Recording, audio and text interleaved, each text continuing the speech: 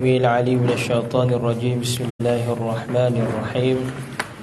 السلام عليكم ورحمة الله تعالى وبركاته.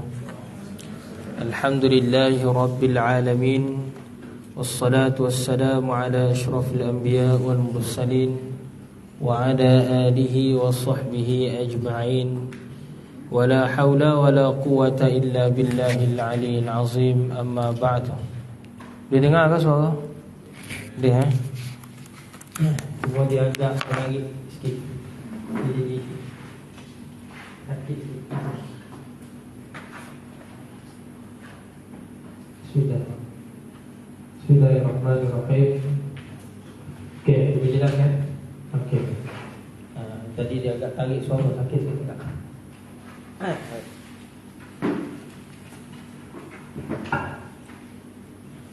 Bismillah.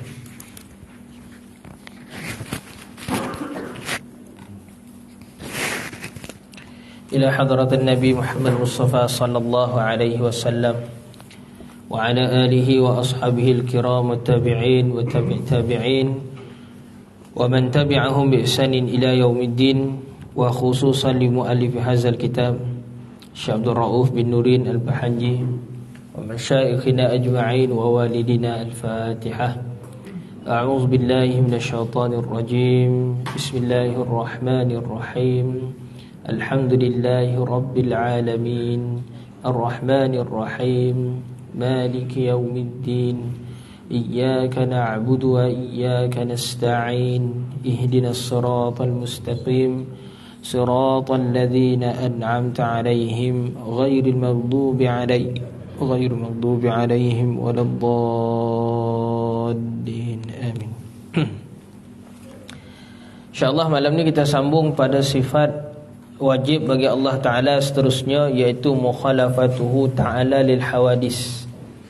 Muka surat 52. Kata pengarang hafizahullahu ta'ala, kata Syekh Rauf dalam kitab ni, kitab ringkasan akidah ahli sunnah wal jamaah, mukhalafatuhu ta'ala lil hawadis. Dia situ ada silap sikit ejaan. Cetakan baru ni okey tak? Yang kitab ni jauh.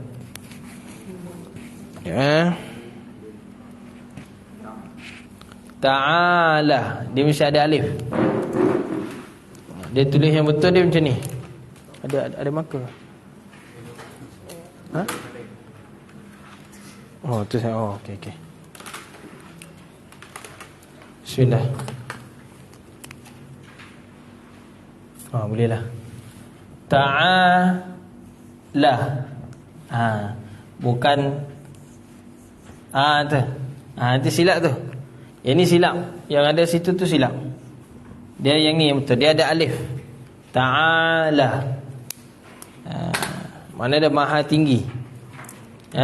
Maha tinggi darjatnya. Allah Subhanahu wa ta'ala yang maha tinggi darjatnya. Tu. Maksud dekat situ mukhalafatuhu ta'ala lil hawadis ialah tidak bersamaan, iaitu tidak serupa dan tiada bandingnya. Nya kat situ nya Allah dengan segala yang baharu, yakni makhluk. Maknanya Allah Ta'ala tidak ada yang boleh melebihi dia. Menyamai pun tak boleh, lebih lagi lah tak boleh. Menyamai sama, kata ada makhluk sama macam Allah Ta'ala pun tak boleh, tak betul. Ini kan pula kalau kata ada makhluk melebihi daripada Allah, lagi tidak boleh diterima. Begitu. Maksud dekat situ Allah Subhanahu wa ta'ala berlainan daripada segala makhluk seperti manusia, jin, malaikat dan lain-lain. Sama ada unsur-unsur tu beku, kalau kita bahasa sains dipanggil pepejal, benda keras, atau cairan, atau angin, atau cahaya, atau sebagainya. Maksud dia Allah Ta'ala bukannya seperti itu. Berbeza. Sudut apa pun Allah Ta'ala takkan sama dengan makhluk, dan makhluk takkan ada yang sama dengan Allah Ta'ala. Dalil dah walam yakullahu kufuwan ahad. Tidak ada sesuatu pun yang sekufu. Mana sekufu ni sama, setara dengan Allah Ta'ala. Setara pun tak ada. Ini kan pula ada pula makhluk yang melebihi Allah Ta'ala, lagilah mustahil. Tu. Kalau dari sudut akal dia pula, akal telah menetapkan tidak boleh Tuhan bersifat dengan sifat-sifat baharu, seperti berjalan, duduk, beranggota, seperti mulut, mata, telinga dan lain-lain. Akal kita tak boleh terima. Sebab yang ada anggota, yang ada melakukan sifat-sifat makhluk, berjalan, duduk, diam, pergi, tak salah bahasa apa pun, semuanya tu ialah sifat makhluk, tu bukan sifat Tuhan. Apa-apa yang terlintas di dalam hati sanubari anda, misalnya panjang, lebar, pendek atau gemuk, maka Allah Ta'ala tidak menyerupainya.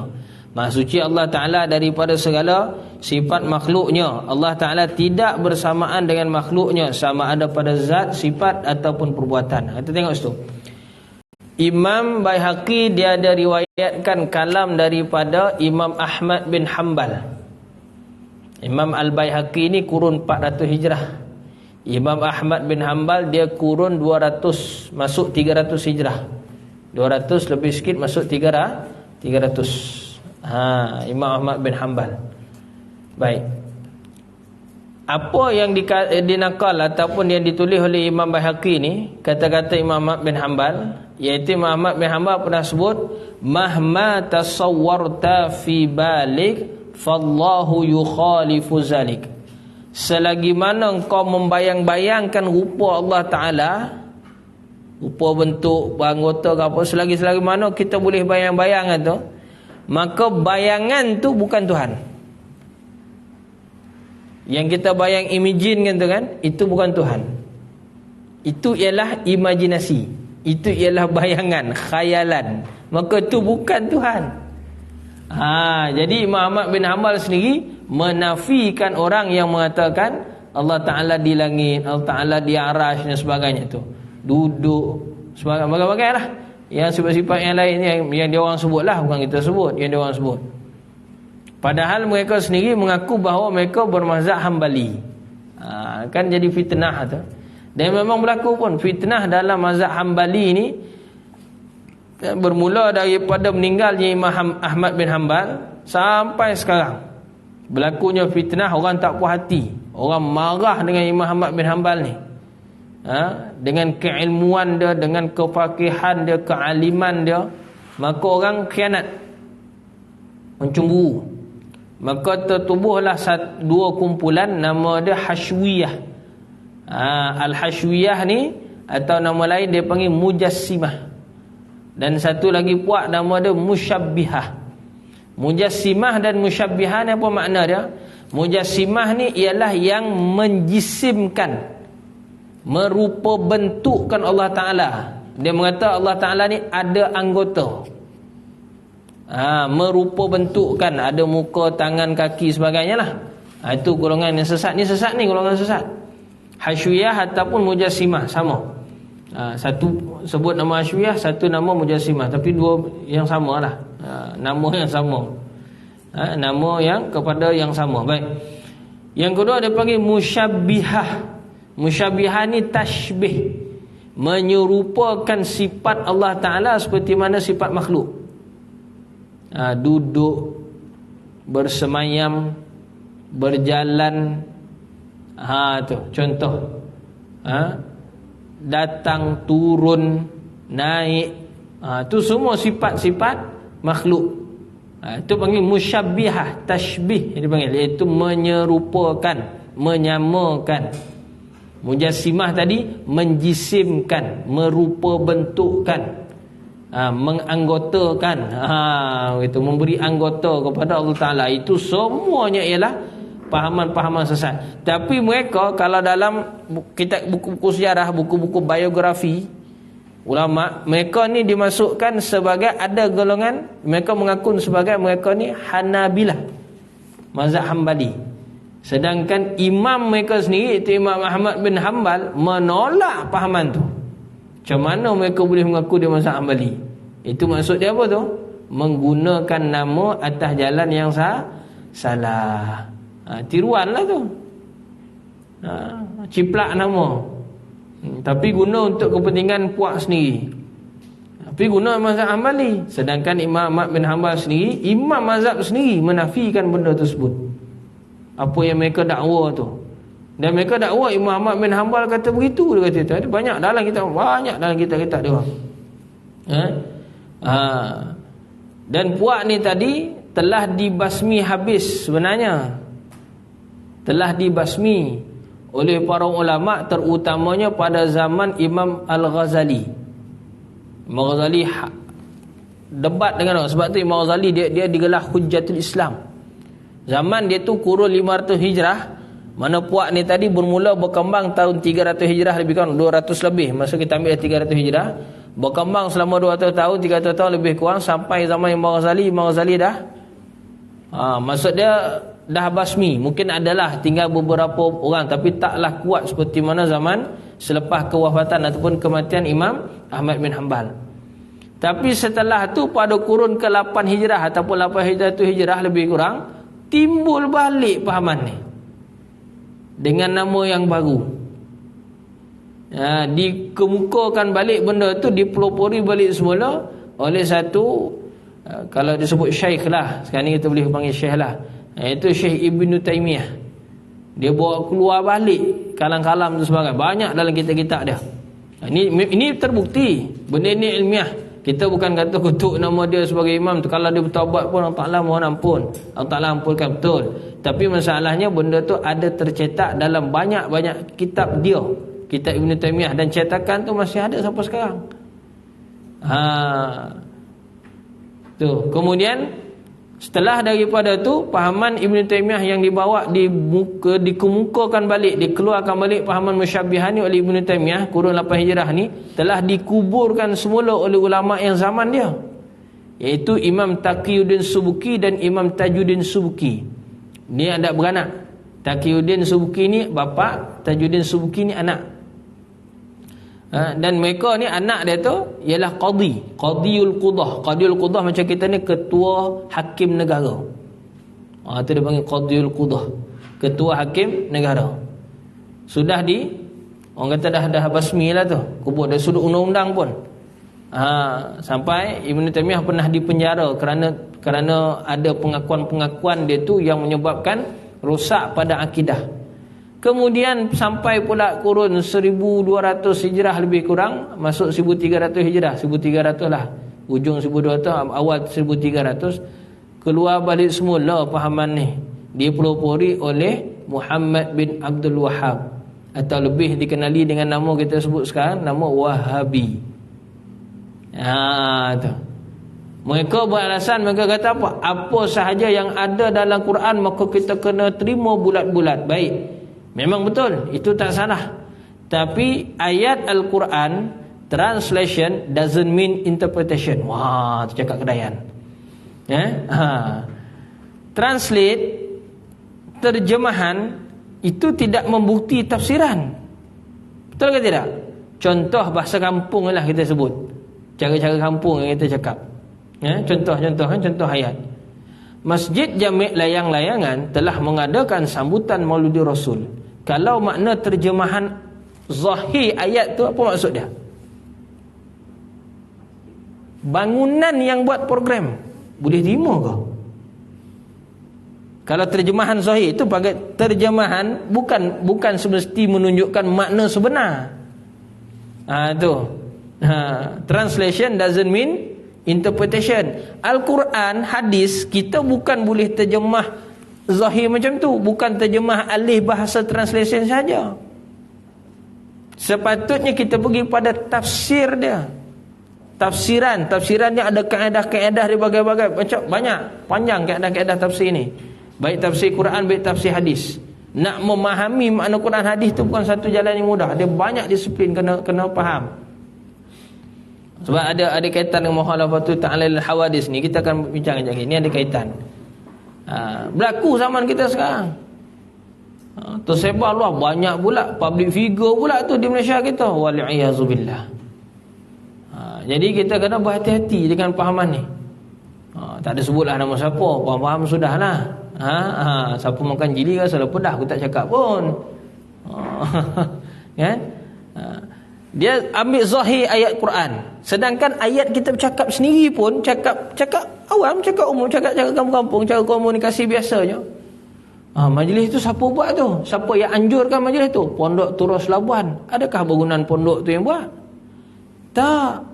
Maksud kita nak tunjuk tu apa dia? Jawatan kuasa pondok. Makna orang yang menggerakkan pondok tu yang menganjur program tersebut. Betul tak? Jawatan kuasa masjid, jemaah masjid yang menganjurkan program sambutan Maulid Rasul. Bukannya masjid tu. Tapi bila kita bercakap, macam mana kita bercakap? Kita sebut tunjuk kepada tempat tu. Dia panggil iktibar makan. Iktibar makani. Ikut dia sebut tempat, tapi sebenarnya bukan makna tempat, makna orang di tempat tu. Tu bahasa kita bercakap. Ayat Quran ada begitu. Ada ayat Quran sebut juz'i, dia sebut sedikit, tapi makna dia keseluruhan. Contoh dia apa? Wa yabqa wajhu rabbika dzul jalali wal ikram. Kalau terjemah ahli bahasa, direct translation, mana terjemah sebiji-sebiji, tanpa tafsir lah ni, terjemah sebiji-sebiji, apa makna dia? Dan yang kekal itu ialah wajah Tuhanmu. Wajah tu kita, wajah tu cakap Arab, bahasa Melayu kita sebut muka, muka Tuhanmu. Itu kalau terjemah direct. Tapi kalau terjemah direct macam tu, kita jadi bingung tak? Kalau macam tu Allah Ta'ala ada Tuhan, ada muka lah. Macam mana muka? Dah mula membayang-bayang. Padahal Imam Ahmad bin Hanbal kata apa? Apa yang kau bayangkan, yang kau imaginekan, itu bukan Tuhan, itu imajinasi. Imajinasi itu makhluk. Mustahil Allah Ta'ala seperti mana yang kau imajinasikan tu. Sebab akal kita takkan boleh sampai. Akal manusia ni dia terbatas. Dia hanya boleh menceritakan, membayangkan, mengimajinkan benda yang pernah dia tengok. Benda yang pernah dia tengok. Contoh, kalau saya cakap pada tuan-tuan, tuan-tuan pernah tengok gajah tak? Adakah gambaran gajah yang ada dalam kepala saya sekarang sama macam mana gambaran gajah yang ada dekat kepala Pak pada ustaz-ustaz yang lain sebagainya, tuan-tuan yang lain? Sama tak? Tak sama. Kalau nak katalah Allah Ta'ala tu boleh kita bayang, jadi bayangan kita semua sama. Tapi sebenarnya tak sama. Sedangkan yang makhluk pun kita bayangkan pun kita tak sama. Saya bayangkan gajah ikut daripada sudut depan. Tuan-tuan mungkin ada bayangkan daripada sudut tepi. Mungkin bayangkan anak gajah, tetap dia nama gajah. Saya mungkin bayangkan gajah Afrika, belalai panjang. Pergi gajah Asia, belalai pun tak ada. Tapi stay tak gajah? Stay gajah, tetap gajah. Akan berbeza. Sedangkan makhluk pun kita bayangkan tu, setiap orang bayangan tu beza-beza. Macam mana pula nak bayangkan Tuhan? Itu limitation kita, limit akal kita. Tapi mereka tak terima. Dia kata apa? Gunakan ni falsafah, dia kata begitu. Kena betulkan balik. Allah Ta'ala suruh fikir dalam Quran. Afala ta'qilun? Takkah kau berfikir? Allah Ta'ala suruh fikir, guna akal tu untuk nak faham. Tapi dia tak nak guna akal. Tu yang jadi bingung. Orang tak nak guna akal ni panggil orang apa, tuan-tuan? Orang apa? Orang gila. Itu tak nak guna akal. Yang tak berakal. Tu. Maka yang benar, yang betul, kalau kita nak translate ataupun nak tafsir ayat Quran, wa yabqa wajhu rabbika dzul jalali wal ikram, ni adalah surah apa ni? Ar-Rahman. Surah tu nama dia surah Ar-Rahman. Boleh cari ayat tu. Ayat nombor apa saya tak ingat. Di mushaf yang kedua di sebelah sini tu. Ayat dia Ar-Rahman ni mula tengah-tengah sebelah kanan, ada sebelah kiri. Ayat tu. Mushaf sebelah kiri. Surah Ar-Rahman, mushaf kedua. Baik. Yang betul terjemahan dia yang tepat ialah yang kekal hanyalah zat Allah Ta'ala yang Maha Zul Jalal, yang mempunyai kemuliaan, wal ikram, dan juga jalal ni makna kehebatan, keagungan, wal ikram, dan keagungan, kemuliaan, begitu. Maksudnya yang kekal hanyalah zat Allah Ta'ala. Tapi dalam ayat tadi disebut wajah, betul ke tidak? Ini bahasa Arab, dia panggil balaghah dia, ketinggian dia punya perbendaharaan kata dia. Dia sebut sikit tapi makna semua. Dia sebut wajah tapi makna zat. Iktibar juz'iyah dipanggil. Sebut sikit tapi makna semua. Apa lagi contoh iktibar juz'iyah ni? Warka'u ma'ar raki'in, ayat-ayat Quran. Kalau kita direct translation, maksud dia solat kita tu rukuk je lah. Betul tak? Tapi perintah suruh rukuk dalam Quran tu, maksud dia apa? Perintah solat secara keseluruhan. Tapi disebut dalam Quran suruh rukuk. Kenapa? Ada dia punya tujuan, dia punya asbabun nuzul dia.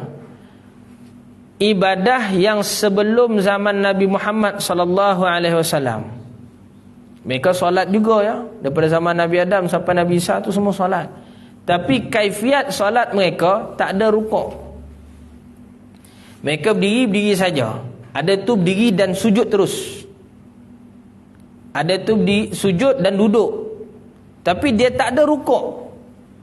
Hanya yang ada rukuk ni dalam syariat Nabi Muhammad sallallahu alaihi wasallam.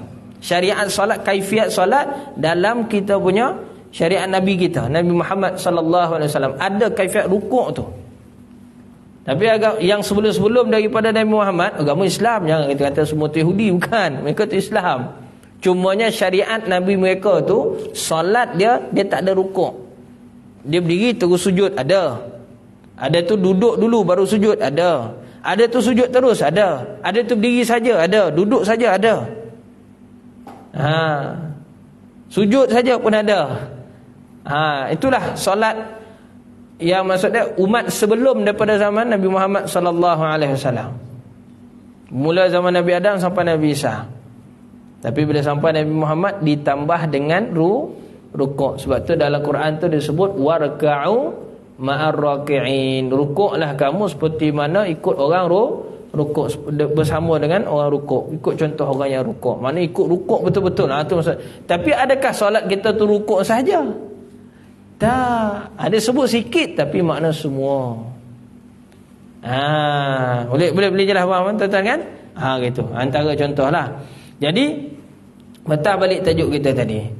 Allah Subhanahu Wa Taala takkan menyerupai makhluk. Dalil dia jelas dalam Quran. Walam yakul lahu kufuwan ahad. Tidak ada satu pun yang boleh menyerupai Allah Taala, dan tidak ada satu pun yang Allah Taala serupa dengan dia. Tak ada. Jelas. Catatan situ. Ini tambahan makna. Dalam bab usuluddin ataupun ilmu tauhid ni, kita akan pergi kepada ada jumpa banyak istilah. Antara istilah-istilah itu perkataan baharu, perkataan makhluk, perkataan mungkin. Takut kita jadi pening, jadi Syekh masukkan dekat sini maklumat tambahan. Kalau disebut makna makhluk ni dipandang pada sudut kejadian dia. Makhluk ni makna dia apa? Perkara yang dah jadi. Yang belum jadi lagi, itu tak dipanggil makhluk. Yang dah jadi baru panggil makhluk. Apa makna makhluk? Ma khuliqa, yang diciptakan. Itu makhluk, makna dah kena cipta. Dah jadi, maka itu panggil makhluk. Tapi kalau belum dicipta lagi dan mungkin akan dicipta, itu dia panggil mungkin. Mungkin kan disebut mungkin akan dicipta. Itu yang bawah tu. 50-50. Boleh jadi ada, boleh jadi tak ada. Boleh jadi dicipta, boleh jadi juga tak akan dicipta. Itu mungkin. Mana belum jadi lagi. Dah jadi itu dipanggil makhluk. Tapi semua tu ialah, kalau kita ambil lamsam semua, kita panggil semua tu makhluk. Lamsam saja. Tapi Syekh bawa kat sini, ini panggil ilmu tambahan, supaya istilah-istilah tu dapat kita bezakan sikit. Walhal semua tu menunjukkan kepada apa sahaja selain Allah, makhluk lah. Tapi kalau kita nak lebih tepat lagi penggunaan makhluk tu, menjurus kepada yang dah dicipta, itu panggil makhluk. Kalau belum dicipta, dia panggil mungkin. Kalau di sudut perubahan, makhluk yang dah jadi tadi kan dia berubah-ubah, itu dia panggil hadis. Dia berubah. Dia berlaku perubahan. Baharu dia panggil. Hadis ni makna dia baharu. Hakikat dia semua-semua tu tadi menunjukkan kepada apa sahaja selain Allah. Mana dia bukan Tuhan, itu selain daripada Allah Ta'ala, bukan Allah. Okey, baik. Macam mana kita, sudut apa kita nak kenal? Nak kenal mukhalafatuhu lil hawadis ni. Baik, kita tengok muka surat yang 53 tu, kat situ lebih mudah kita nak faham. Muka surat 53 tu, situ lebih mudah kita nak faham. Mukhalafatuhu ta'ala lil hawadis, tidak menyerupai Allah Ta'ala dengan segala yang baharu. Bila kita sebut Allah Ta'ala tu tak menyerupai makhluk, maka kita akan menafikan 10 perkara ni memang takkan ada pada Allah Ta'ala. Hanya saja ada pada makhluk. 10 sudut ni, 10 ni lah lahirnya satu disiplin ilmu yang lain, dia panggil ilmu makulat. Ilmu makulat. Ilmu makulat ni ialah ilmu mengkaji tentang makhluk, sifat-sifat makhluk. Yang mana ilmu ni tujuan dia, bila kita kenal makhluk, maka kita kenal Allah Ta'ala. Allah Ta'ala bukan begitu, bukan seperti mana sifat makhluk tu. Dalam ilmu makulat ni dia bahas panjang lagi, macam mana, kenapa sebut itu makhluk, apa dalil dia, apa sebab dia, apa rasional dia. Itu ilmu makulat, panjang lah. Kalau kita nak bahas tu, dia satu disiplin yang lain. Tapi poin utama dalam ilmu makulat ni 10 benda ni. Pertama, jirim atau jisim. Ni kita dah pernah bahas dulu. Ingat tak, dalam ada satu jadual dulu sebelum ni. Soal apa? Cuba boleh buka balik. Ada satu jadual sebelum tajuk sifat. Surat 26. Jirim, jisim, jauhar. 3 ni kita boleh gabung sekali lah. Kita boleh gabung sekali. Sebagai orang sebut jisim, sebagai orang sebut jirim. Sama lah tu sebenarnya. Apa makna jirim atau jisim atau jauhar ni? Sesuatu yang mengambil lapang, mengambil ruang. Maka yang mengambil ruang tu makhluk, bukan Allah Ta'ala, bukan Tuhan. Sebab Tuhan dia tidak mengambil ruang. Patah balik muka 53. Contoh, ini sebagai contoh nak buat bukti. Bila siap masjid layangan ni, ataupun kalau masjid layangan mungkin kita tak pernah tengok, rumah kita baru beli ataupun baru bina, siap. Masa mula-mula masuk ataupun baru sewa kan, masa mula-mula masuk kosong, betul ke tidak? Kosong, mana lapang, tak ada apa-apa dalam tu, tak ada perabot, tak ada apa-apa, kosong. Tapi bila kita beli perabot, beli petaih, beli itu, beli ni sebagainya, masuk kalau rumah tu sempit pula rasanya. Nak pula rumah besar lagi, contohlah. Kenapa jadi begitu? Sebab setiap benda-benda perkakas-perkakas yang kita buat masuk dalam rumah tadi, dia mengambil ruang dalam rumah tu, betul ke tidak? Itulah makhluk. Jadi mustahil Allah Ta'ala tu ada jisim. Sebab kalau Allah tak, ni cerita akal ni cerita mijin akal. Sekira katalah ta'akul akal dia panggil, fardu takdir. Kalau Syekh Ra'ud dia biasa sebut istilah fardu takdir. Kita takdirkan saja, tapi benda betul bukan berlaku pun. Tujuan kita takdirkan tu, kita bayangkan tu supaya nak kemaskan lagi kita punya pegangan. Nak membuktikan pegangan kita betul. Sekira katalah Allah Ta'ala tu ada jisim, maka ruang apa yang akan dipenuhi?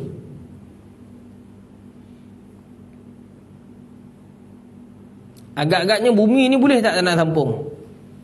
Tak cukup. Rasulullah sendiri sebut malaikat Jibril itu ada 400 sayap. Satu riwayat sebut 200 sayap. Tak apalah, yang penting beratus-ratus lah sayap. Satu sayap saja, sekali dia kembang, tutup satu bumi, galap satu bumi. Satu sayap. Kalau 400, kalau 200, itu malaikat Jibril saja. Kalau kata Allah Ta'ala, mesti orang akan bayangkan besar lagi daripada tu. Habis kat mana dia duduk? Jadi mustahil benda tu berlaku. Betul ke tidak? Mustahil. Dia nak memenuhi lapang, ruang apa dia nak penuhi? Muat ke alam cakrawala ni nak memenuhi Allah Ta'ala? Nak muatkan Allah Ta'ala? Tak muat. Sebab Allah Ta'ala tu tak berjisim. Dia bukan jisim macam kita ni. Nampak kan? Tu. Sebab sesuatu yang dipanggil jirim atau jisim ni, dia mesti mengambil lapang. Sama ada jirim dia atau jisim dia tu yang keras, kasif, keras macam ni, macam perabot, kemeja, kursi sebagainya ni, ataupun yang jisim latif, contoh macam cahaya. Cahaya ni ambil ruang tak? Ada ruang. Bukti dia macam kita, sini macam kita tak nampak sangat. Tempat yang gelap, kita buka lampu kereta. Bila kita buka lampu kereta kita tu, high beam ke low beam ke tak kisahlah, buka je lampu kereta, dia akan menerangi di tempat yang dia sampai saja, betul ke tidak? Adakah dia terang sampai kawan? Maksudnya apa? Dia memenuhi ruang tu saja. Walaupun dia jisim kasif, jisim latif. Jisim latif ni bahasa Arab, bahasa Melayu kita panggil makhluk halus. Orang kita sebut makhluk halus malam-malam ni takut dah. Kan? Dia kata hantu lah. Dia faham jin saja. Sebenarnya selain daripada jin tu, cahaya pun makhluk halus, malaikat pun makhluk halus, udara pun makhluk halus. Ya, kau bukti udara memenuhi ruang? Ya, kalau tak adalah tabung gas oksigen. Betul tak? Ke saya salah? Siap boleh bayar lagi tu. 1 tong berapa sekarang ni kalau kata kita refill? Siapa yang geng diver? Ni biasa pergi menyalam kat bubu. Contohlah kan? Ada bayaran, betul tak? Ada harga benda tu. Sebab apa? Boleh dikompreskan, boleh disimpan satu tempat. Maksudnya apa tu? Dia memenuhi ruang tak? Memenuhi ruang. Kita belajar sains dulu pun, air dia mengikut, dia ada bentuk dia sendiri kan, dia ikut bentuk bekas. Mengikut bentuk bekas, makna dia apa? Dia memenuhi ruang. Udara pun begitu. Cuma kepadatannya saja berbeza. Ada bahasa sains pula dah. Tu sedap ilmu makulat ni. Nak bahas ilmu makulat ni, nak dengar perbahasan syok sangat. Baba Ridauddin, pondok kat Penang tu. Baba Ridauddin, kalau dia bahas ilmu makulat ni, dia kata apa? Kami kalau bahas bab ni, tok guru pun dok boleh buat bom. Sebab sifat benda tu dia faham sungguh. Macam mana boleh meletup? Apa punca benda tu boleh meletup? Dia faham sifat tu. Tu jangan bukan kaleng-kaleng tu guru kita ni. Pernah diriwayatkan bahawa Syekh Ahmad Fatani, Syekh Wan Ahmad bin Wan Mustafa Fatani, ulama alam Melayu kita, tapi menguasai lebih daripada 30 bidang ilmu. Antara dia termasuk ilmu sains dan perubatan. Jadi dia tulis satu kitab berkenaan dengan, banyak kitab dia. Antara kitab dia tu kitab berkenaan dengan perubatan Melayu, mujarab Melayu. Dia cerita pasal herba je kat dalam tu. Dan benda tu dikaji oleh orang putih, dia orang buat pil kapsul. Allah. Sebenarnya ilmu tu ilmu siapa tu? Ilmu orang Melayu kita, kena rompak. Dan dia pernah nak menulis satu kitab bagaimana cara nak buat emas. Bukan gali emas, buat emas. Tapi dia tahan. Kalau dia tulis, confirm satu dunia perang. Confirm emas tak laku dalam dunia ni. Sebab apa? Terlampau banyak, jadi inflasi. Campur bahar, campur, maka jadi emas. Dan teknologi tu ada dalam Islam. Cuma bukan semua orang kuasai. Dia ilmu yang sangat rare. Dia pernah nak tulis, tapi bila dia pergi ziarah dengan tok guru dan sebagainya, minta pandangan dan sebagainya, jangan. Nanti akan berlaku benda yang lebih teruk lagi, fitnah. Jadi dia tahan. Dulu dia tahan, dia tak buat. Tu ulama-ulama kita dulu. Malah Ibnu Abbas ni pun minta maaf. Sayyidina Abu Hurairah pernah diriwayatkan, minta ingat dalam kisah kitab mana, lupa kami. Dia kisah, dia kata apa? Aku telah mengajarkan kepada, ini kata-kata dia, aku telah mengajarkan kepada semua kamu, mana kepada yang tabi'in, ulama-ulama ni, ilmu yang aku pelajari daripada Rasulullah, dan ilmu tu yang boleh aku ajarkan, tetapi aku simpan sebahagian yang lain. Sebab kalau aku ajar yang sebahagian lagi tu, nescaya orang akan potong tengkuk aku. Sebab rare, ilmu tu rare sangat. Kita tak sampai tahap tu kita nak cuba faham payah. Maksud dia apa? Ada tak ilmu yang bukannya dirahsiakan sebab tak nak mengajar? Tidak. Tapi ada yang tak boleh nak diceritakan. Ada tak? Ada. Kalau bahas ilmu, ada dua. Ilmu laduni, ilmu kasbi. Yang kita cerita ni, bahas ni ilmu kasbi. Ilmu laduni tak payah bahas. Dia benda pelik. Benda pelik kita merenung, kadang kita dapat faham. Orang lain tak dapat fahamnya tu, kita dapat faham benda tu. Tu mula dunia. Allah Ta'ala bagi anugerah, gifted kalau bahasa orang putih. Bahasa orang putih pula betul bahasa Kedayan kan. Baik. Allahumma salli ala sayyidina. Contoh gurau ini, gurau yang marah pula. Jadi jirim tu dia mengambil lapang, dia memenuhi ruang. Maka mustahil Allah Ta'ala memenuhi ruang. Maka bila mustahil Allah Ta'ala memenuhi ruang, mustahil Allah Ta'ala itu berjirim, berjisim. Mustahil Allah Ta'ala itu beranggota. Mustahil Allah Ta'ala itu berbentuk-bentuk. Mustahil. Baik, terus lagi. Arat ni sifat bagi jirim. Dulu kita pernah bahas kan. Arat ni ialah sifat bagi jirim, sifat bagi jisim. Contoh. Nak faham arat ni contoh. Beg ni warna apa tuan-tuan? Beg ni jisim. Warna dia tu arat, sifat dia. Dan kita kan kita pernah bahas dulu kan, bukan mudah nak cabut hitam ni daripada beg ni. Melainkan kita ubah dia apa? Ubah api. Maka jadi apa tu? Hangus. Warna hitam juga tapi warna hangus lah. Atau kita ambil cat, kita cat warna putih, cat warna lain lah, tak kisahlah warna apa pun kita cat. Maka kita ubah, tapi kekal, tak ada lagi bertepek pada dia tu warna yang baru. Kekal, itu dipanggil arat. Arat ni sifat bagi benda. Sifat bagi benda tu. Contoh dinding ni warna apa tuan-tuan? Putih. Tahu ke tidak? Maka putih tu sifat bagi dia. Istilah sifat bagi makhluk dipanggil arat. Kan dulu pernah kita bahas dulu kan? Maka mustahil Allah Ta'ala ada arat tu. Sebab apa? Arat ni dia benda yang boleh berubah-ubah. Kita dah bahas sebelum ni. Mustahil Allah Ta'ala sifat dia begitu. Sebab sifat Allah Ta'ala bukan berubah-ubah.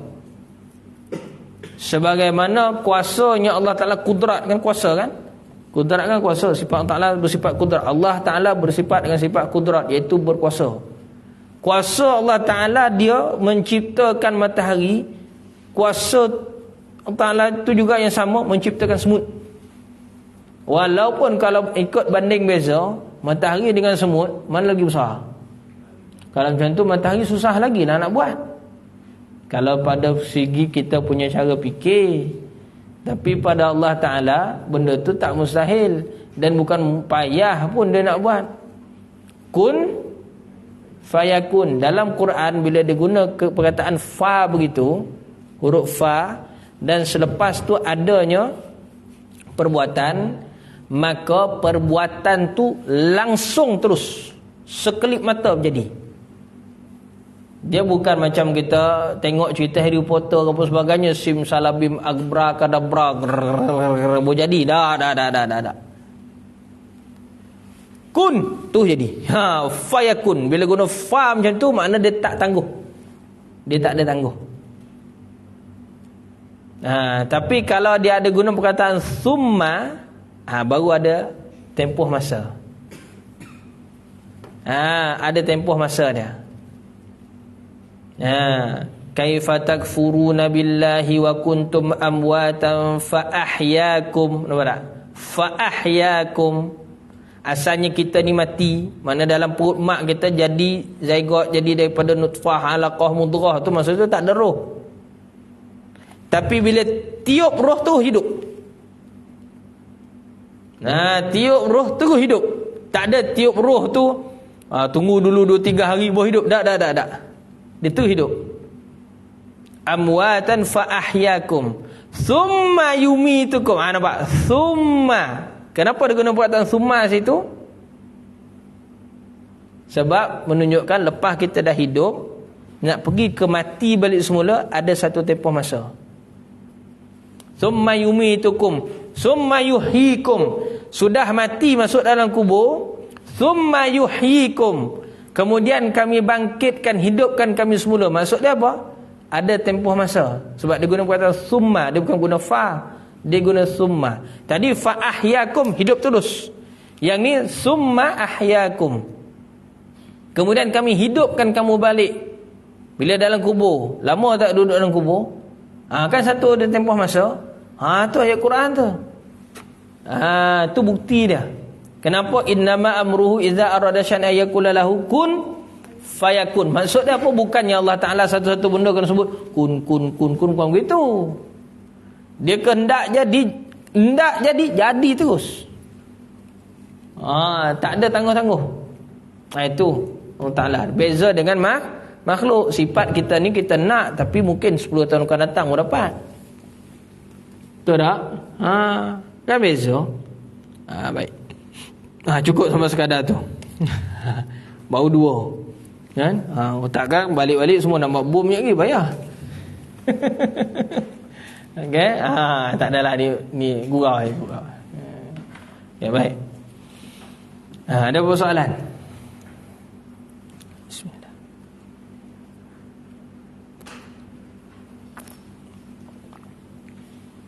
Ngantuk ke? Syahdu malam ni kan? Macam syahdu pula malam ni. Macam misalnya nyaman ni malam ni kan. Biasa kalau malam lain tu macam semangat dia lain.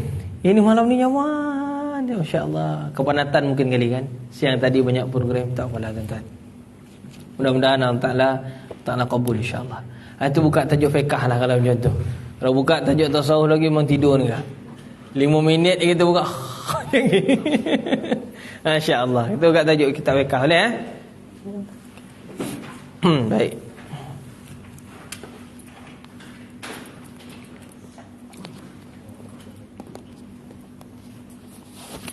Okey, kita sampai tajuk mushaf mana? Kitab Safinatul Najah ni. Tajuk haid lagi. Ni. Panjang ni sebenarnya, tajuk haid ni panjang. Dia perlu masa panjang sebenarnya. Baru boleh habis lah, baru boleh usai. Boleh je kalau nak baca macam tu saja, tapi banyaklah berlaku masalah zaman kita sekarang ni daripada masalah haid ni. Jadi kita panjang sedikit. Panjang sedikit. Okey, baik. Bismillahirrahmanirrahim. Qala muallifu rahimahullahu taala wa nafa'ana bi 'ulumihi fid dharain amin ya rabbal alamin.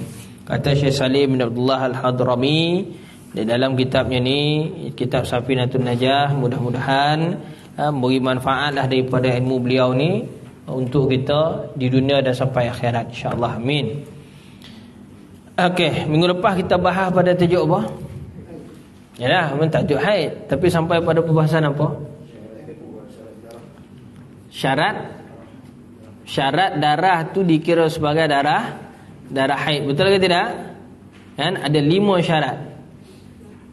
Ada 5 syarat darah yang keluar tu dihukum sebagai darah haid. Kalau tak cukup syarat ni, maka darah tu bukan hukum darah haid. Dia mungkin hukum nifas, dia mungkin hukum istihadah. Jelas tuan-tuan dan puan? Okey, baik. Kita sambung lagi. Lagi 5 syarat tu ingat betul-betul sebab kalau kita tak ingat syarat, macam mana kita nak keluar hukum? Kan punca keluarnya hukum salah satunya ialah syarat. Kita bahas dah sebelum ni tajuk kita akidah kita kan. Antara dia sebab, syarat, mani', sah, batal. Itu hukum wad'i dia panggil. Punca keluarnya hukum taklifi, wajib, sunat, haram, makruh, harus. Nak keluar hukum yang 5 ni ada punca dia. Punca dia apa? Syarat, sebab, mani', penghalang, sah, batal. 5 tu maka keluar hukum sini. Tu. Kan kita dah bahas sebelum ni kan? Baik. Tengok lagi. Apa pula makna nifas? Selesai tu, bab haid tu selesai dah tu. Itu kita dah bahas bab naqah, kita dah bahas bab fatrah, ada dah kan? Betul kan tuan-tuan? Dah dapat syarat tu, lepas daripada ni pusinglah masalah macam mana sekalipun. Cukup syarat haid, tak cukup syarat istihadah. Gitu. Nampak kan? Baik, kita tengok. Kita terus pada bab nifas. Apa makna nifas? Kata pengarang dekat dalam ni, aqalun nifasi majjatun wa ghalibuhu arba'una yauman wa aktsaruhu sittuna yauman. Sekurang-kurang nifas itu setitis, sekelip mata. sekelip mata. Maknanya apa? Setitih lah. Setitih begitu. Kebiasaannya 40 hari. Paling lama 60 hari. Baik, apa makna nifas? Ambil dulu takrif dia. Takrif darah nifas ni, hari tu kita dah takrifkan darah haid. Takrif darah nifas ni ialah darah yang keluar dari dalam rahim seorang ibu. Ibu lah kan? Darah yang keluar dari dalam rahim seorang ibu setelah dapat tak? Macam laju ya. Saya dapat ya.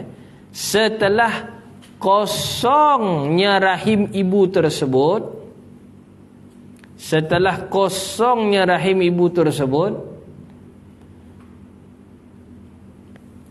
dari anak atau sebangsa dengan anak. Sebangsa dengan anak ni maksudnya apa? Permulaan ciptaan tu. Dia belum jadi manusia lagi. Contoh dia mudrah, alaqah, embryo, zygote. Itu belum jadi baby lagi tu. Belum jadi human lagi. Dia belum jadi manusia lagi. Mana dia belum tiup roh lagi tu. Masih dalam pembentukan bentuk badan dia tu. Tu. Walaupun keluar zygote, walaupun keluar nutfah, walaupun keluar alaqah, walaupun keluar mudrah, sekatu daging ke, sekatu darah ke, mana-mana bentuk lagi, tapi memang dibuktikan itulah punca kejadian asal kejadian ciptaan manusia tu. Betul tak? Ciptaan baby tu. Maka kalau keluar yang tu, kita panggil keguguran lah. Gugur yang tu, maka setelah daripada keluar yang tu dari perut, keluar darah, maka darah yang keluar selepas tu dikira sebagai nifas. Selagi mana benda tu duduk dalam, ibu tu kena induce sampai 3 hari nak keluarkan. Masuk ubat sebagai nak keluarkan secara normal, biasalah dikeluarkan sendiri. Tak keluar-keluar, yang keluar darah. Maka darah yang keluar sebelum bayi keluar, maka darah yang keluar tu tadi 2 hukum. Setelah bayi, sebelum bayi keluar, mana sebelum melahirkan ataupun sebelum keguguran tu, janin tu dikeluarkan. Sebelum maksud dia dalam perut mak tu, dalam rahim tu masih ada lagi anak, bayi ataupun sebangsa dengannya tu tadi. Maka ada keluar darah. Sebelum tu keluar, ada keluar darah dulu. Maka darah yang keluar dahulu sebelum daripada keluar anak, sekiranya darah tersebut cukup syarat haid, maka hukumnya haid. Ingat syarat haid tu apa? 5. Kan? Cukup syarat haid. Maksud dia apa? Sekurang-kurang cukup sehari semalam. Belum beranak lagi, tapi darah dah keluar dulu. Sehari semalam darah tu keluar. Ataupun mungkin lebih. Sementara nak tunggu induce tu darah tu keluar, kan? Maka darah tu dikira sebagai hukum darah haid. Kalau cukup syarat haid. Kalau tak cukup syarat haid, maka dikira sebagai hukum istihadah. Clear? Nampak kan? Itu kalau sebelum. Kalau darah yang keluar semasa beranak, makna dia darah tu mengikuti sekali keluar dengan anak tu, ataupun dengan yang diinduce tadi kan, yang janin tu sebagainya, yang keluar sekali. Mana serentak keluar tu sekali dengan darah-darah sekaligus semua keluar. Maka itu bukan darah haid, bukan darah nifas, bukan juga darah istihadah. Dia panggil darah talqin. Ejaan bukan talqin ya, bukan talqin kubur. Talqin, darah talak.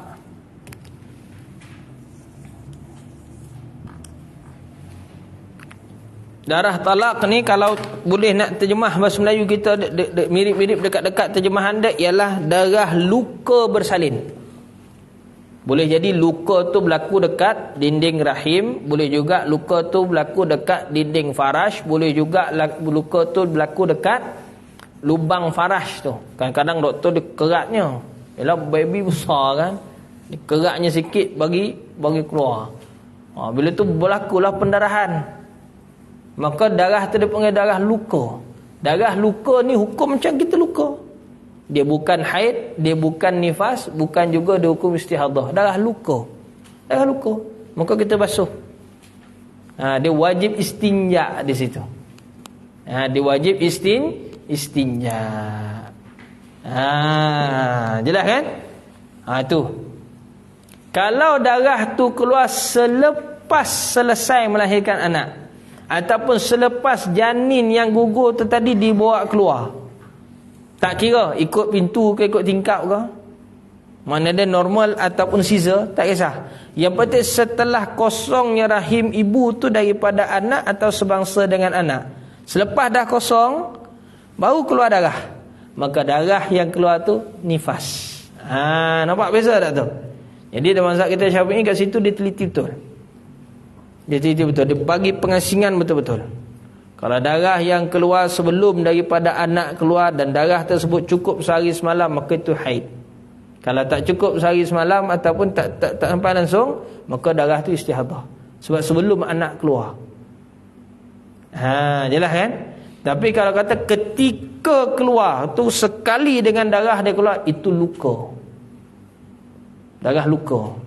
Kalau darah tu keluar selepas dah kosong, selepas dah deliver, tak kisahlah deliver tu normal ataupun caesar, yang penting dah keluar dah anak tu daripada rahim mak tu tadi, maka darah yang keluar selepas tu barulah dipanggil nifas. Jelas tuan-tuan tuan-tuan perempuan lah terutamanya, ibu-ibu lah. Kata itu nifas. Itu yang terjemahan nifas tu tadi, keluar daripada rahim seorang ibu setelah kosongnya rahimnya tu daripada anak atau sebangsa dengannya. Sebangsa tu kita terjemah zygote, embryo sebagainya itulah, mana belum jadi human lagi. Okay. Jelas tuan-tuan baik. Tempoh dia berapa lama? Sekurang-kurang dia setitis. Setitis itu tu bunti. Itu nifas dia tu. Itu nifas. Paling lama nifas ni berapa lama? 60 hari. Bukan 40 40 tu kebiasaan. Mana maksud kebiasaan ni, maksud apa dah?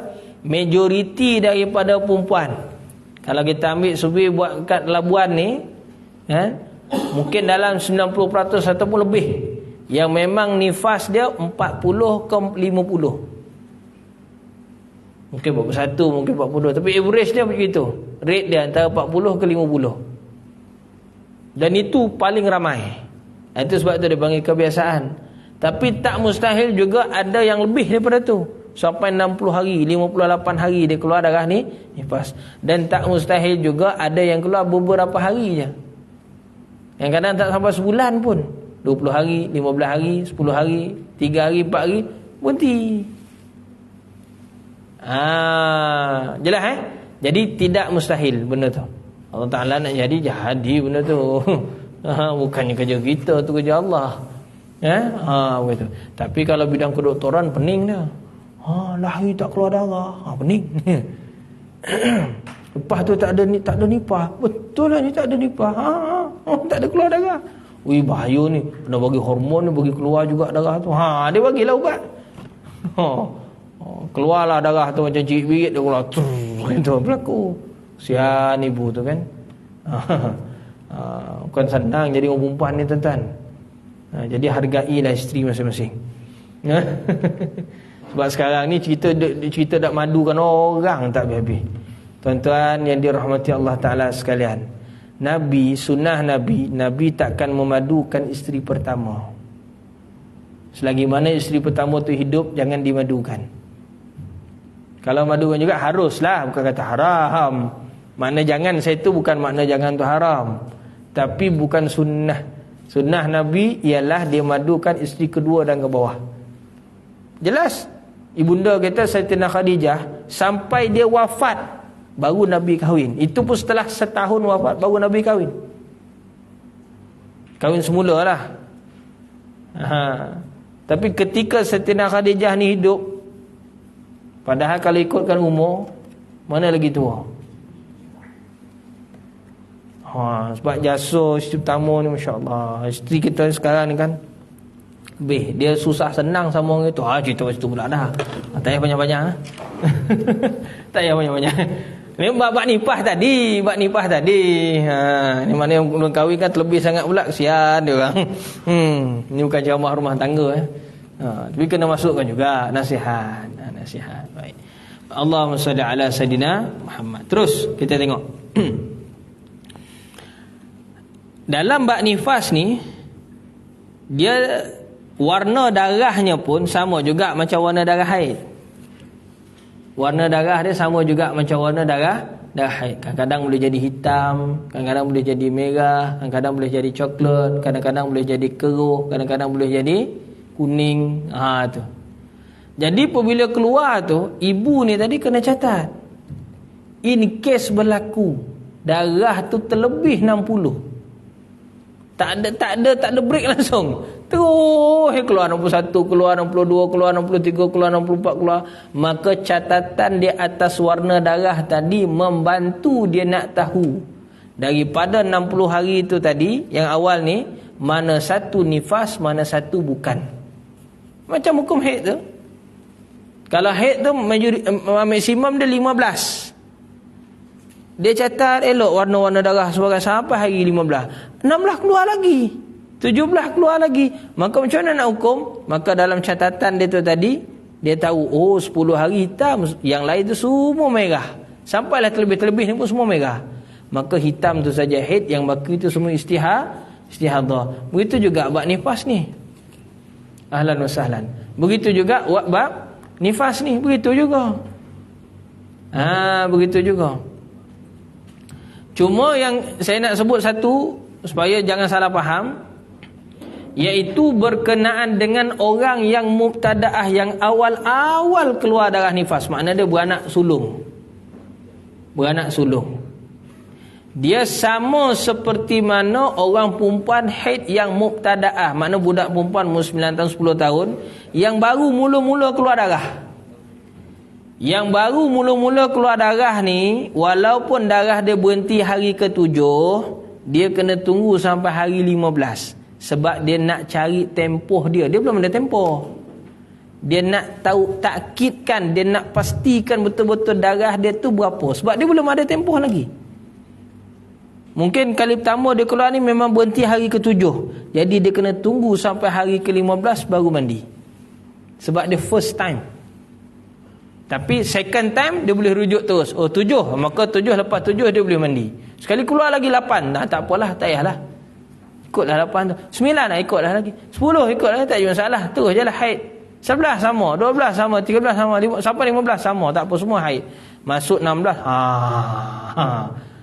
maka dia tengok warna darah. Katalah bulan yang kedua tu keluar 20 hari. Semua tu warna merah sama, tak ada beza. Sudah, macam mana nak hukum? Ikut tengok bulan yang pertama tadi. Dia panggil kembali kepada adat. Dia dah ada dah tempoh bulan pertama tadi 7, maka bulan yang keluar 20 hari dengan warna merah semuanya tu, maka 7 yang pertama ikutlah yang bulan sebelum tu. Kalau kata 7 tu minggu pertama, jadi 7 yang pertama ni haid, yang baki 13 hari tu semua istihadah. Itu kalau kata satu sifat yang sama. Kalau warna dia beza-beza, maka yang kuat haid, yang lemah istihadah. Kan kita dah putuskan minggu lepas, kita sebut itu. Ingat kita? Jadi tuan-tuan catat baik-baik benda tu. Itulah dia punya tips hukum dia, kaedah dia. Sekiranya boleh beza sifat, warna sebagainya, maka yang kuat haid, yang lemah tu istihadah. Tapi kalau keluar dalam satu sifat yang sama, warna yang sama, bentuk yang sama, tak ada beza, lebih daripada 15, maka hukum dia ikut bulan sebelum. Tapi bulan sebelum pun tak ku ingat Pak Ustaz. Ikut sebelum tu lagi. Entah ikut yang tahun lepas punya, tak ingat Ustaz. Jadi mutahayyirah. Kena cari tempoh baru. Selama nak dapatkan tempoh baru tu, dia kena mandi wajib setiap waktu. Kan payah. Istihadah wuduk je setiap waktu. Kalau mutahayyirah ni mandi wajib setiap waktu. Berat. Sementara nak dapat balik, nak rewind balik, dapat balik tempoh dia tu.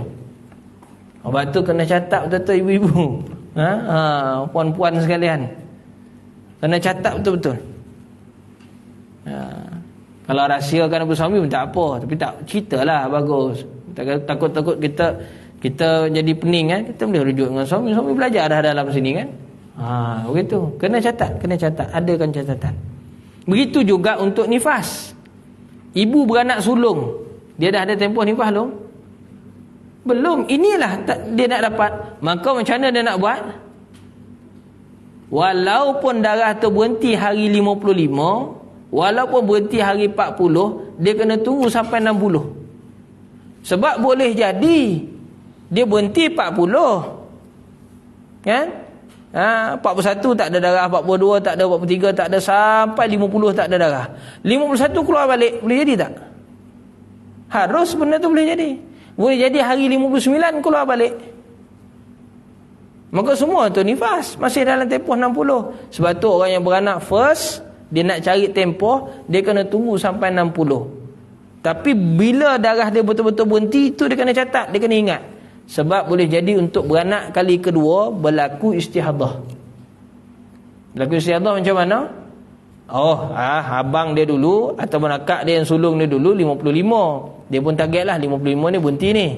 Sekali terlebih okey 56 boleh terima lagi. 57 boleh terima lagi sebab masih 60 kan.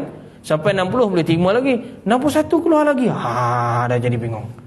62 keluar lagi. 63 keluar lagi. Rupanya keluar sampai 3 bulan, 90 hari keluar. Macam mana nak hukum? Kena pula sifat warna tu sama je darah nifas yang keluar tu. Sebab tu kena catat. Bila catat, kita boleh rujuk. Kita ada tempat kita nak rujuk. Sebab kita ni bukan kekuatan ingat kita kuat sangat pun tuan-tuan. Kena catat. Lain macam Imam Muhammad bin Idris Asy-Syafi'i, bukan Ustaz Syafi'i. Ustaz Syafi'i pun lupa juga. Imam mazhab kita kuat betul ingatan dia. Sampai satu tahap dia kalau baca kitab dia kena tutup sebelah. Dia kena sekali baca tu hafal. Kuat ingatan dia. Kalaulah dibuka dua-dua belah, sedang baca ni dia tertoleh ke sana, tercampur maklumat. Sampai tahap begitu. Mana ada orang genius ni ada juga kelemahan. Kita faham situlah. Tapi kelemahan yang kita nampak di situ kelebihan bagi dia. Kalau imam-imam mazhab kita ni atas dasar adab kita sebut begitu. Walaupun kita nampak ada poin kelemahan di situ, sebenarnya kelebihan bagi dia. Sebab kita takkan sampai tahap begitu. Nak dapat pun payah sungguh. Bayangkanlah umur 9 tahun dah khatam 30 juzuk, hafal bukan baca. Kita ada tak apa tahap itu? Belum lagi. Kalau nak buat kat generasi baru kita mungkin dah tua dah. Tak sempat dah kan. Buat kat anak kita, cucu kita generasi yang akan datang. Dan tak mustahil. Dah ada pun umur 6 tahun dah hafal 30 juzuk ada. Berlaku dah tu rekod dunia. Umur 6 tahun. Baik, terus lagi. Kita tengok. Jadi sekira katalah darah tu terlebih pada anak yang nombor 2 ni tadi. Macam mana nak rujuk?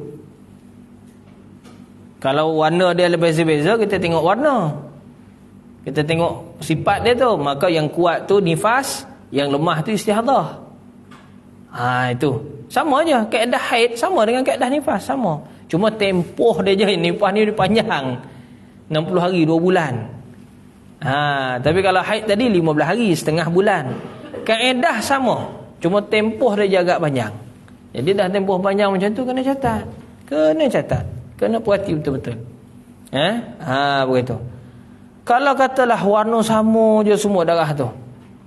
90 hari keluar tadi, 70 hari keluar tadi darah tu sama je warna dia. Tak ada beza, tak ada sifat-sifat pun. Maka ditengok pada anak sulung. Anak sulung dulu 55 hari. Maka nifas anak nombor 2 tu pun 55 juga. Baki tu semua istihadah. Tu kaedah diajar oleh para ulama. Bila kita tak dapat nak beza, maka pulang pada adat. Adat ni kena ingat yang sebelum. Kalau kira kata berlaku pada anak yang first, keluar darah sampai lebih 60 hari. maka dia kembali kepada kaedah haid. Orang perempuan yang mula-mula keluar darah, budak lah, umur 9 tahun, 10 tahun, mula-mula keluar darah, takdir kata Allah Ta'ala, takdirkan pada dia keluar darah tu kali pertama tu keluar darah, kali pertama tu juga 30 hari. Dia tak ada tempoh lagi sebelum tu, mana ada tempoh, ni first time dia keluar. Ni kalau kita ambil haid ya, bagi faham haid dulu baru nampak yang nifas tu kan. Jadi macam mana kita nak tentukan yang 30 hari dia baru keluar darah ni? 30 hari tu, dalam 30 hari tu sebahagian tu haid, sebahagian tu istihadah. Macam mana kita nak tentu? Tengok dia punya sifat darah tu. Warna dia, sifat dia, bentuk dia, bau sebagainya tu. Ada boleh beza. Yang kuat haid, yang lemah istihadah. Sama je kaedah dia kan? Sama je. Cuma kalau kata dia punya warna tu sama je semua, tak dapat nak beza, nak rujuk tempoh sebelum tak ada, ini first time dia keluar, maka ulama diputuskan hukum dia bagaimana? Ambil sekurang-kurang haid sehari semalam. Haid baki lagi tu 29 hari itu semua istihadah. Ini kalau dia panggil ghairu mumayyizah, tak boleh nak beza. Dan dia first time keluar darah ni. First time keluar darah 30 hari. Terus 30 hari Allah Ta'ala bagi. Ada ujian bagi dia lah. Ujian bagi kita juga macam mana nak hukum. Begitu jugalah bagi ibu yang beranak anak sulung. Takdir kata Allah Ta'ala bagi dia keluar darah lebih 60 hari. Dia nak rujuk tempoh mana? Dia belum lagi ada tempoh sebelum tu. Ni anak sulung. Jadi macam mana dia nak hukum dia punya nifas? Ambil sekurang-kurang ni nifas, iaitu setitis. Nifas ni kiraan dia setitis kira 1 hari. Kalau haid setitis kira sejam. Ada beza di situ. Sebab haid dia kira pakai jam, nifas dia kira pakai hari. Setitis dia kira 1 hari. Jadi sehari saja nifas, baki lagi yang lain tu semuanya istihadah. Itu kalau berlaku masalah begini. Clear tuan-tuan Dia kaedah sama, dia kih aja, cuma tempoh je beza. Kaedah sama. Seperti mana kaedah ada dalam haid, seperti itu jugalah ada pada nifas. Itu basic dia. Satu tajuk lagi boleh? Sebelum kita berhenti. Sebelum kita ada jamuan sikit ke apa sebagainya kan? Terakhir. Perubahan daripada haid nak pergi haid yang baru. Nifas nak pergi haid, haid nak pergi nifas. Ada 3 situasi. Berarti betul haid nak pergi kepada haid, tengah-tengah mesti suci 15 hari. Faham dah tu? Minta maaf, haid nak pergi pada nifas, dia tak perlu suci 15 hari. Tak perlu suci, cukup disenggang dengan beranak je. Macam kita buat contoh tadi kan, ibu tu tadi dah keluar darah. Ni belum beranak lagi, belum sampai diu lagi, tapi darah dah keluar ya, darah dah mula keluar. Jadi doktor pun bagi induce, buat induce 3 hari ataupun 2 hari dia tunggu nak keluarkan anak, nak deliver tu. Selama dia tunggu tu tadi darah keluar. Kan kita sebut dah tadi, kalau darah yang keluar sebelum beranak, cukup syarat haid dihukum apa? Haid. Jadi 2 hari sebelum dia beranak tu keluar darah, cukup sehari semalam, lebih lah mungkin 48 jam kan, maka darah tu dihukum darah haid. Hari ketiga dia beranak, hari keempat keluar darah nifas, maka terus sambung. Hari yang ketiga tadi dihukum wiladah, beranak. Hari yang keempat tu hukum nifas, sebab dah keluar darah nifas. Jadi ada tak senggang antara haid nak pergi nifas? Tak ada senggang. Dan boleh juga jadi ada senggang. Keluar darah 3-4 hari, berhenti sehari, lepas berhenti tu besok beranak. Boleh jadi. Jadi dia tidak ada limit. Lepas anak tu dia tak perlu syarat kena 15 suci baru berubah hukum nifas. Tak. Ni isu dia ialah haid pergi nifas. Isu kedua. Isu ketiga, nifas nak pergi haid. Yang ni dia ada dua situasi. Ni kena tengok betul-betul. Tengok betul-betul lah. Perhati betul-betul. Nifas nak pergi kepada haid. Okay? Dia ada dua situasi.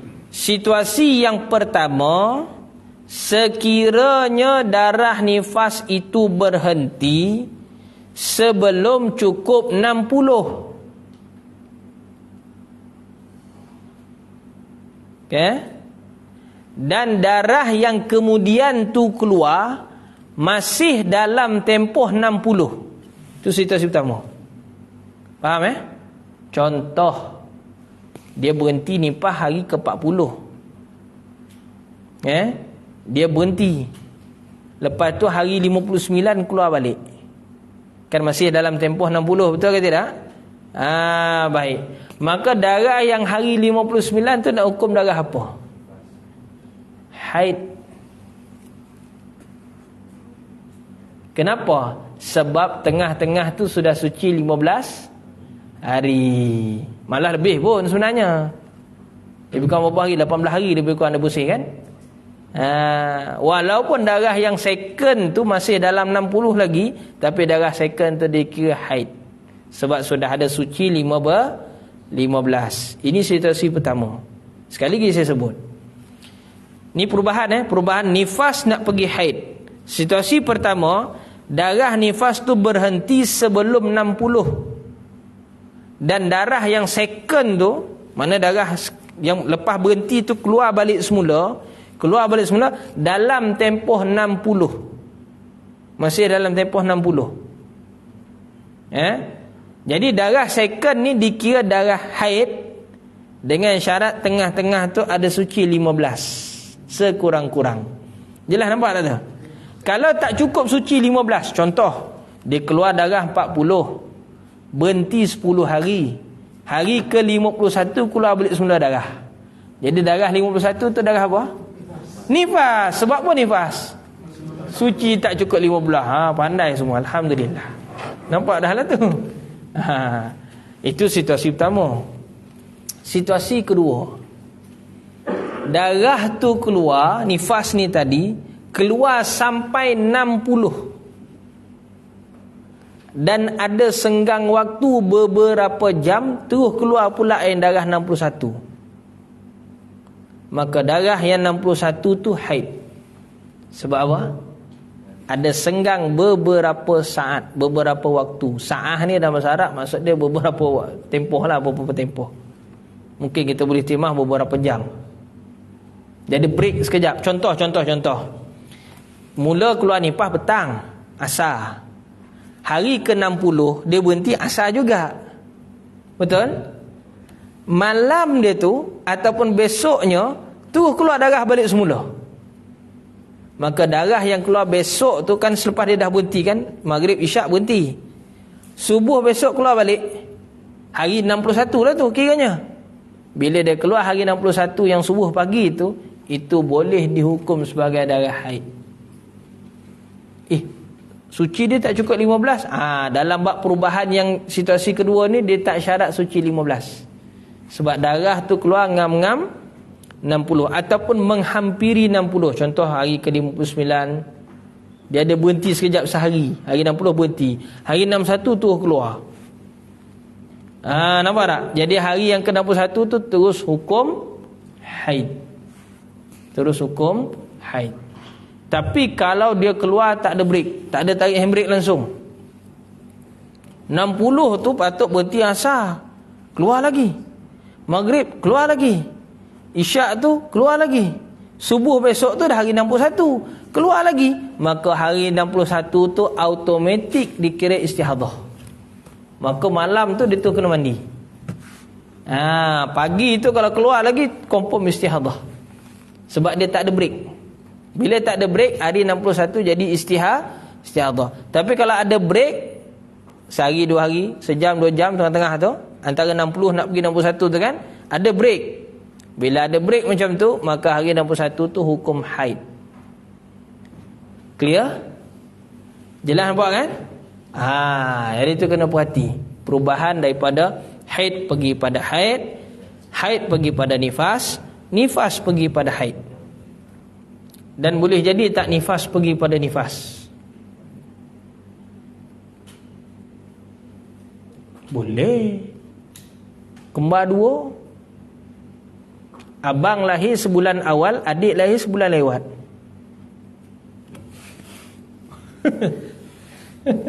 Tak mustahil. Tak mustahil. Kalau tak, takkan ulama bahas dalam kitab mereka.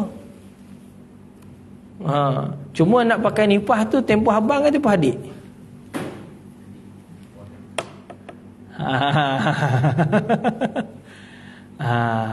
Yang tu kita bagi homework, boleh? Asyik saya yang bagi saya bagi homework, boleh cari maklumat. Sikit kata anak kembar, boleh kita buat kata macam ni. Kembar ni kadang-kadang dia tak semesti lahir dalam satu hari yang sama. Boleh jadi dia senggang sehari. Keluar yang sulung dulu, keluar yang awal lah, tak kisah sulung mana yang awal, keluar yang awal, kita ambil lah sulung, keluar sulung. Lepas tu mak tu rasa sakit lagi, tapi terang-terang tak keluar. Yang nombor dua tak keluar. Induh ke apa sebagainya tak keluar, tapi hidup lagi. Dalam tu dia masih hidup lagi. Maksud dia, lihatlah dia tak mau keluar. Entah kan? Tunggulah mak ni tadi, yang awal dah keluar dah. Tunggulah, besok tu baru mau keluar yang nombor dua ni. Tapi senggang selama nak tunggu antara yang pertama dengan kedua tadi, ada keluar darah. Darah yang tengah tu darah apa? Jangan jawab je dulu, sabar dulu. Itu homework, cari dulu. Ya, minggu depan kita jawab. Susahnya homework dah. Susahlah sikit. Homework senang-senang, tak payah bagi homework. Kena kaji lah. Nak tengok tuan-tuan dan puan sekalian, cari dekat dalam internet ke cari dalam kitab? Cari internet banyaklah jawapan. Wallahu ta'ala a'lamu bis-shawab. Bawa nama pondok kan? Nombor. Okay, cukup lah kot sama sekadar tu. Kau ada nak tanya soalan enggak? Janganlah tanya soalan apa jawapan yang tadi Ustaz. Saya tak nak cakap. Saya tak nak cakap. Itu homework kan cari. Ya. Lepas yang tu baru kita masuk ke tajuk istihadah. Kan tuan-tuan insya-Allah. Ada soalan ke? Dalam live ada? Dalam tak ada. Okey. Dalam ni WhatsApp grup.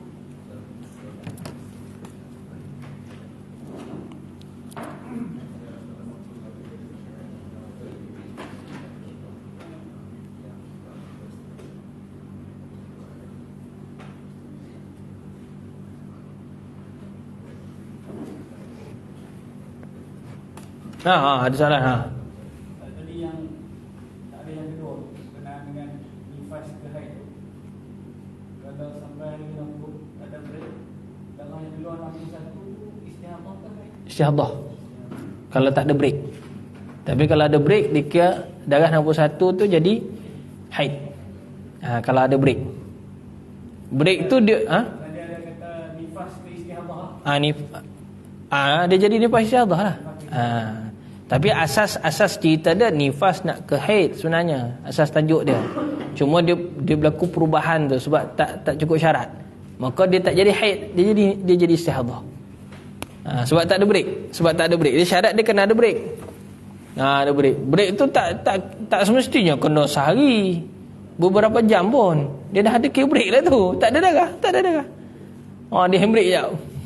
Lepas tu dia lepas balik. Gitu. Lepas balik maka tukarlah hukum.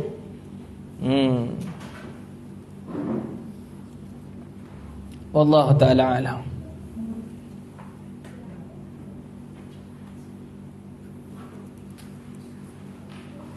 Ada soalan? Tak ada ke? Apa jawapannya tu? Carilah homework kan. Bismillahirrahmanirrahim. Rabbana anfa'na bima 'allamtana, Rabbana 'allimna alladhi yanfa'una, Rabbana faqina faqih ahlana wa qarabatilana fi didina. Sallallahu ala sayyidina Muhammad wa ala alihi wa sahbihi wa baraka wasallam. Alhamdulillahi rabbil alamin. Assalamualaikum warahmatullahi wabarakatuh.